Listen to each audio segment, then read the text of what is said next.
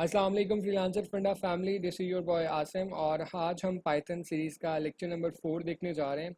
और आज हम लोग इफ़ स्टेटमेंट्स को, एल स्टेटमेंट्स को, इफ़ एल स्टेटमेंट्स को और इनके जो स्ट्रक्चर है और इनकी जो एग्जीक्यूशन का ऑर्डर है उसको थोड़ा सा समझेंगे। ठीक है, और एंड पे जो एक फंक्शन के थ्रू इस सारी चीज़ को प्रैक्टिस भी करेंगे। तो पहले जो है ना इफ़ स्टेटमेंट, एल स्टेटमेंट्स, इनका साइंटेक्स को देख लेते हैं।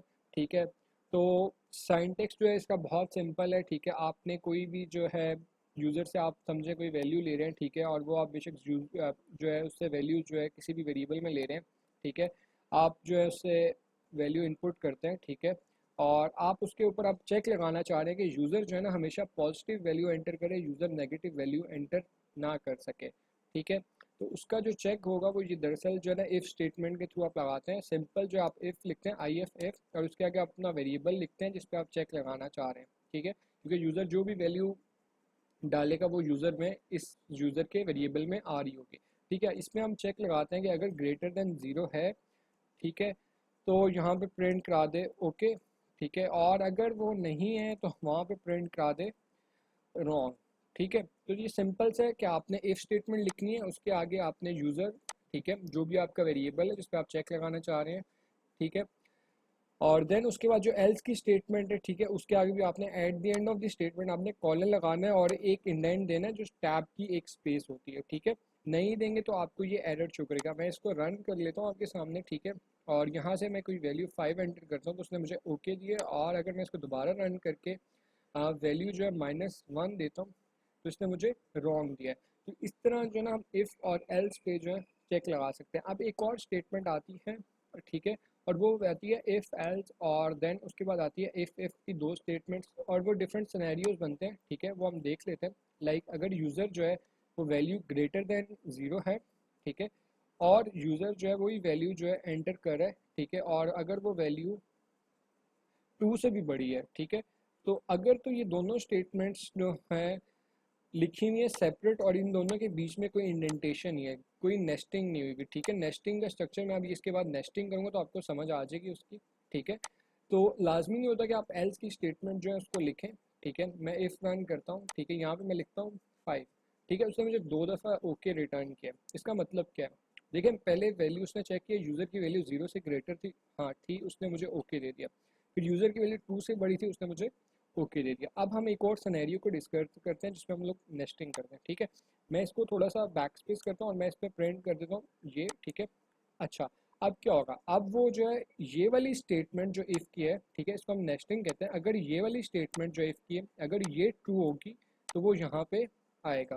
ठीक है, अब मैं इसको अगर रन करता हूँ, ठीक है, और मैं यहाँ पे 5 लिखता हूँ, इसने मुझे ओके 2 दफ़ा रिटर्न किया क्योंकि यूज़र ने जो ज़ीरो वैल्यू रिटर्न की थी वो वाकई जो है ज़ीरो से बड़ी थी। ठीक है, और देन उसके बाद जो उसने जो वैल्यू एंटर की थी वो 2 से भी बड़ी थी, वो यहाँ पे आ गया। ठीक है, अब हम लोग इसको थोड़ा सा कॉम्प्लेक्स करते हैं। हम यहाँ पे लिख देते हैं कि अगर यूज़र की जो वैल्यू है वो लेस देन ज़ीरो है तो फिर वो इस स्टेटमेंट में है, वरना वो यहाँ पे भी ना आए। ठीक है, अब वो देखें, अगर हम -1 एंटर करते हैं, सॉरी, हम अगर यहाँ पे 5 एंटर करते हैं तो उसने हमें कोई भी आउटपुट पे मैसेज रिटर्न नहीं किया क्योंकि वो इस वाले इफ़ के अंदर आया ही नहीं। क्योंकि अगर वो इसके अंदर आता तो देन वो जो है इसको वाली स्टेटमेंट को एग्जीक्यूट करता है। इसको स्ट्रक्चर कहते हैं या ऑर्डरिंग स्ट्रक्चर कहते हैं। ठीक है, अब हम जो है इसको दोबारा वही कर लेते हैं, ग्रेटर देन ज़ीरो है अगर वैल्यू, ठीक है, और अगर ग्रेटर देन 10 है तो फिर इसमें आए। ठीक है, हम रन करते हैं। ठीक है, और अब हम 5 एंटर करते हैं अगर, ठीक है, तो ये हमें एक दफ़ा ओके प्रिंट करके दे रहा है। क्यों? क्योंकि वैल्यू जो है 0 से तो बड़ी है लेकिन वैल्यू जो है 10 से छोटी नहीं है। ठीक है, तो इस वजह से वैल्यू जो है 10 से बड़ी नहीं है, इस वजह से उसने हमें ओके रिटर्न नहीं किया। ठीक है, तो ये जो है ना सिंपल सा इसका नेस्टिंग स्ट्रक्चर होता है कि अगर ऊपर वाली इफ़ की स्टेटमेंट चल रही है तो नीचे वाली भी एग्जीक्यूट हो जाए।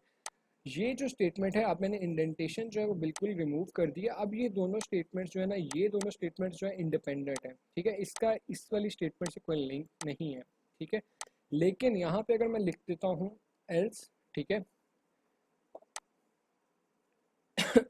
और देन अब जो है हम लोग इस स्टेटमेंट को जो है रन करते हैं। ठीक है, और सही है, इसको हम लोग यहाँ कर लेते हैं। ठीक है, अगर अब हम इस स्टेटमेंट को जो है रन करते हैं और देन हम अपने रिजल्ट को देखते हैं, ठीक है, तो ये अब हमें जो है एरर दे रहा है। अब इसकी वजह क्या है? ठीक है, क्योंकि आपने जो एल्स है ना उसके आगे आपने कोई स्टेटमेंट नहीं लिख सकते। वो ऊपर वाली अगर इफ़ ट्रू है, अगर ये वाली जो स्टेटमेंट है अगर ये ट्रू रिटर्न करिए तो बात तो ठीक है, फिर आप इसके आगे कोई कंडीशन नहीं लिख सकते। आपने सिंपल जो है ना एल्स की स्टेटमेंट लिखनी है, ठीक है, और देन कंटिन्यू करना है। ये लाजमी इस चीज़ को याद रखिएगा, एल्स के आगे आप कोई कंडीशन वेरीफाई या कोई चेक नहीं लगा सकते। ठीक है, अब वो कैसे लगाना है?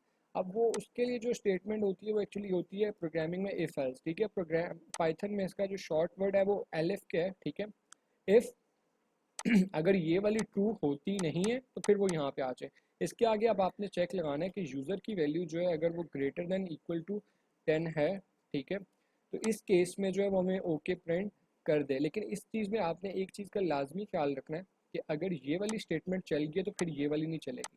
ठीक है, अब ये थोड़ा सा आपने समझना है कि इसमें जो एक सिनेरियो है वो ये है कि अगर आपका ऊपर वाला इफ़ एग्जीक्यूट हो गया तो नीचे वाला इफ़ एग्जीक्यूट नहीं होगा। ठीक है, यहाँ पे हम बेशक 5 कर लेते हैं, ठीक है, और हम इसको रन करते हैं। ठीक है, अब देखिए 0 से बड़ी होनी चाहिए और 5 से बड़ी, मैं यहाँ पे डालता हूँ 10। ठीक है, उसने मुझे एक दफ़ा ओके रिटर्न किया है, क्यों? क्योंकि उसने मुझे यहाँ पे ये वाली इफ़ का जो इनर लूप है उसने मुझे ये चीज़ जो है ओपन करके दे दी है। इस इफ़ में जो रिटर्न वैल्यू कर रहा है वो ट्रू कर रहा है। ठीक है, अब अगर इसने ट्रू रिटर्न कर दिया तो वो इस वाले चेक में नहीं आएगा। ये एल्स इफ की कंडीशन है कि अगर ऊपर वाला इफ ट्रू होता है तो नीचे वाले में ना आए। वो नीचे वाली कंडीशन सिर्फ तब चेक करेगा कि अगर उससे ऊपर वाला जो इफ है वो फॉल्स हो। ठीक है, तो अब हम इसको फॉल्स करने की कोशिश करते हैं, लाइक कि हम यहाँ पे कर लेते हैं कि अगर वैल्यू यूज़र्स की 5 से बड़ी है, और यहाँ पे हम कोई सिनेरियो ऐसा बनाते हैं कि लाइक यहाँ पे यूज़र की वैल्यू जो है 5 से बड़ी है ना हो, और यहाँ पे हम इसको 0 कर देते हैं। ठीक है, तो अच्छा अब हम जो है ना वैल्यू लिखते हैं 3। ठीक है, तो अब इसने जो हमें ओके प्रिंट किया ना, मैं इसको थोड़ा सा डिफरेंट कर देता हूँ। ठीक है, यहाँ पे आपके लिए, तो हम यहाँ पे 3 एंटर करते हैं। ठीक है, तो अब उसने क्या किया, अब देखें उसने इस यूज़र की वैल्यू 5 से बड़ी नहीं है तो वो इसमें आया, उसने आके यहाँ पे आके देखा कि यार वाकई वैल्यू बड़ी है नहीं है, यूज़र की वैल्यू 0 से बड़ी है, हाँ है बड़ी, उसने ये प्रिंट कर दिया।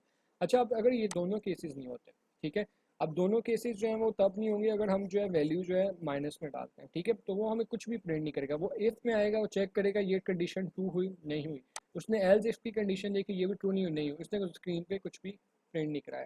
तो ये जो है ना इफ एल्स का स्ट्रक्चर है जो बहुत इंपॉर्टेंट है, जो आगे जाके हम लोग डिफरेंट वेब स्क्रैपिंग की जो टेक्निक्स जब पढ़ेंगे उसमें हम लोग इन चीज़ों को कवर अप करेंगे। ठीक है, अच्छा, तो अब हम लोग जो है ना एक रियल वर्ल्ड एप्लीकेशन जो है ना करते हैं। अब यूजली आप लोगों ने देखा होगा कि अक्सर कंपनीज या अक्सर जो रजिस्ट्रेशन की वेबसाइट्स हैं, आप वहाँ पे जाते हैं तो आपसे जो है ना यूजली पूछ रहे होते हैं, या पासवर्ड जो है ना रिस्ट्रिक्शन लगी होती है, पासवर्ड जो है ना 8 to 20 कैरेक्टर्स के बीच में होना चाहिए। ठीक है, और जो है इसमें एक जो है कैपिटल लेटर, एक स्मॉल लेटर और एक स्पेशल कैरेक्टर होना चाहिए। ठीक है, तो अभी हम उसका एक फंक्शन क्रिएट करते हैं। ठीक है, डेफ, ठीक है, वेरीफाई पासवर्ड। ठीक है, यहाँ पे हम अपना पासवर्ड भेजेंगे। ठीक है, जो भी पासवर्ड हमें लिखेंगे, ठीक है, ये आपको मैंने पिछले एक में बताया था कि फंक्शन का जो स्ट्रक्चर है, यहाँ पे इंडेंटेशन होगी, लाजमी सी बात है। और यहाँ पे हम जो है ना एक मतलब फंक्शन तो तब कॉल, जब कॉल होगा तब जो है जाहिर सी बात है कि एग्जीक्यूशन होगी। यहाँ से हम पासवर्ड लेते हैं यूज़र से। ठीक है, पास, ठीक है, और यहाँ हम स्ट्रिंग ही पास करें। ठीक है, तो यहाँ पे हम उससे इनपुट लेके यहाँ से पूछ लेते हैं एंटर योर पासवर्ड। ठीक है, देन उसके बाद ये पास कोई डिफ़ॉल्ट कीवर्ड है, इसकी वजह से ये इशू आ रहा है। ठीक है, आप पासवर्ड बेशक पूरा लिख लें, और देन उसके बाद जो है आपने सिंपल उससे पूछ लेना है कि आप पासवर्ड एंटर करें। देन उसके बाद आप यहाँ पे वेरीफाई पासवर्ड के फंक्शन में पासवर्ड पास कर सकते हैं। ठीक है, इसको हम लोग रन कर, ये जो इशू यहाँ से आ रहा होगा इसमें इंडेंटेशन जो है इंपॉर्टेंट है। आप यहाँ पे for the time being check करना चाह रहे हैं तो बेशक यहाँ पे कोड को लाजमी चेक कीजिएगा कि आपका फंक्शन कॉल हो भी रहा है या नहीं हो रहा। ठीक है, वो अब हमसे पूछ रहा है पासवर्ड एंटर करें, हम पासवर्ड लगाते हैं टेस्ट। ठीक है, उसने हमें येस प्रिंट कर दिया क्योंकि फंक्शन में भी हमने कोई भी चेक जो है नहीं लगाया। ठीक है, तो चलें अब हम यहाँ पे आते हैं। ठीक है, और यहाँ पे अब हमने जो कंडीशन लगानी है, हम कोशिश करते हैं कि हमारा पासवर्ड जो है 8 से लेके 20 लेटर्स के बीच में हो। ठीक है, दूसरी कंडीशन हम लगाते हैं वन स्पेशल करेक्टर होना चाहिए हमारे पासवर्ड में, और हमारे पासवर्ड में स्मॉल कैपिटल एटलीस्ट जो है ना 1 होना चाहिए, ठीक है। तो अब हम इसका जो है ना चेक लगाते हैं, ठीक है। और वो चेक क्या होगा, ठीक है। सबसे पहले हम जो है ना चेक करते हैं कि जो भी यूज़र पासवर्ड दे रहा है जो हमारे पासवर्ड के वेरिएबल में आ रहा है, ठीक है, हम उस पर लगाते हैं इफ़, ठीक है। अगर पासवर्ड, अच्छा ये फंक्शन जो है ना ये स्ट्रिंग में आ रहा है, ठीक है। तो हम जो है ना इसमें लाजमी यहाँ पे ना फंक्शन की जो लेंथ है, उसमें एक फंक्शन होता है स्ट्रिंग का जो लेंथ के थ्रू होता है। मैं यहाँ पे फॉर टाइम बिंग इसको यस कर रहा हूँ आपको समझाने के लिए। और यहाँ पे हम इसका फंक्शन जो है अभी कॉल करते नहीं है, ठीक है। और पासवर्ड भी जो है इनपुट नहीं लेते। अब चले पासवर्ड जो है इनपुट ले लेते हैं। और यहाँ पे ना हम फंक्शन में कि जो यूज़र वैल्यूज़ एंटर कर रहे हैं उसकी लेंथ फाइंड करते हैं। जो डिफ़ॉल्ट फंक्शन है पाइथन में लेंथ का, इसके थ्रू आप यहाँ पे जो भी वेरिएबल पास करेंगे ये इसकी हमें रिटर्न दे देगा स्ट्रिंग्स की, ठीक है। अब मैं यहाँ पे रन करता हूँ, ठीक है। तो मैं टेस्ट लिखता हूँ, इसने मुझे 4 वैल्यू रिटर्न कर दी कि इसकी जो लेंथ है स्ट्रिंग की वो 4 है, ठीक है। तो यहाँ पे अब जो हम चेक लगाएंगे वो हम एक्चुअली ये लगाएंगे कि इफ़ पासवर्ड, हमारा जो पासवर्ड है वो ग्रेटर देन इक्वल टू 8 है, ठीक है, उसकी जो लेंथ है, ठीक है।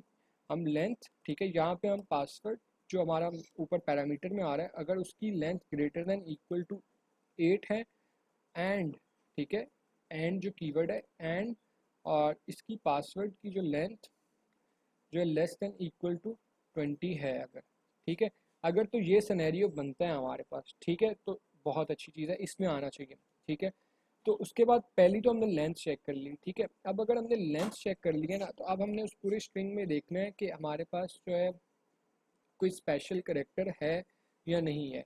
अब ये स्पेशल करेक्टर कैसे देखना है, उसमें स्मॉल और कैपिटल लेटर जो है वो कैसे देखना है, ठीक है। अभी तो फॉर द टाइम बिंग जो है ना हम सिर्फ एक ये सिंपल सा चेक लगा लेते हैं। नेक्स्ट लेक्चर में हम लोग जो है ना स्पेशल करेक्टर और स्मॉल और कैपिटल वाला देखेंगे, क्योंकि उसमें जो है थोड़ा सा एक डिफरेंट सिनेरियो हो सकता है। उसमें मे भी थोड़ा सा हमें लूप को यूज़ करना पड़े, या एक डायरेक्ट टेक्निक भी है, डायरेक्ट एक लाइन है, लेकिन वो मे भी थोड़ा कॉम्प्लेक्स हो जाए। तो अभी जो है ना आप सिर्फ इफ एल्स और एल्स इफ की स्टेटमेंट्स को वेरीफाई करें। इस फंक्शन को हम कंप्लीट कर लेते हैं। अगर ये होता है तो हमें रिटर्न कर दे ट्रू कि आपका पासवर्ड जो है ठीक है, एल्स आप रिटर्न कर दो फॉल्स, ठीक है। अब हम क्या करते हैं, अब हम यहाँ पे आते हैं, ठीक है।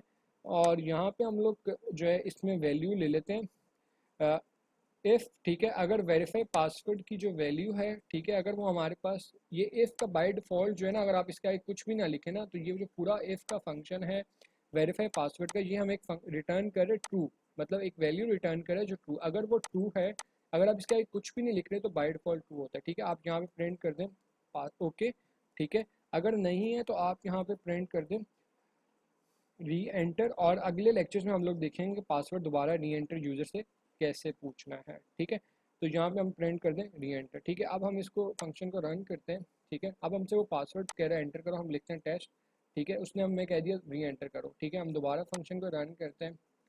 अब हम उसमें लिखते हैं 1 2 3 4 5 6 7 8, ठीक है, ओके। तो हमने 8 करेक्टर एंटर किया तो उसने हमें ओके रिटर्न किया। नेक्स्ट लेक्चर में हम इंशाल्लाह इसको जो है ना कंप्लीट करेंगे, ठीक है।